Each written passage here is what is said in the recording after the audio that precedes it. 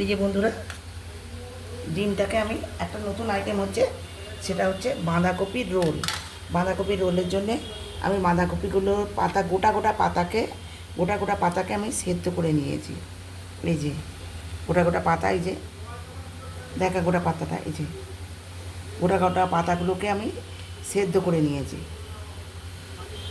সেদ্ধ করে নিয়ে আমি একটার উপর একটাকে চাপিয়ে দেবো। আচ্ছা, নিয়ে প্রথমে সেদ্ধ করে নিয়েছি নুন নুন জল দিয়ে। আর ডিমকে সেদ্ধ করে নিয়েছি, যে গোটা ডিমকে সেদ্ধ করে নিয়ে এই কুড়নি দিয়ে কুড়ে নিয়েছি, এটা কুড়ে নিয়েছি। নিয়ে এবার হচ্ছে বেসন নিয়েছি, বেসন অথবা ডাল বাটাও নিতে পারেন। বেসন, কাঁচা লঙ্কা, পেঁয়াজ কুচি নিয়েছি। এবার এতে দেবো নুন, হালকা করে একটু মিষ্টি দিয়ে জল দিয়ে আমি গুলবো। এটা গুলে ব্যাটারে ডুবিয়ে এই যে এই রোলটা তৈরি হবে। আর হচ্ছে সেদ্ধ করা ডিম দেবো, ডিম দিয়ে হচ্ছে বাঁধাকপির রোল তৈরি হবে। আপনারা দেখতে থাকুন কীভাবে আমি করছি। এর সাথে কাঁচা লঙ্কা দিয়েছি, গুঁড়ো লঙ্কাও দিতে পারেন। আমি গুঁড়ো লঙ্কা দেবো না, শুধু কাঁচা লঙ্কা দেবো।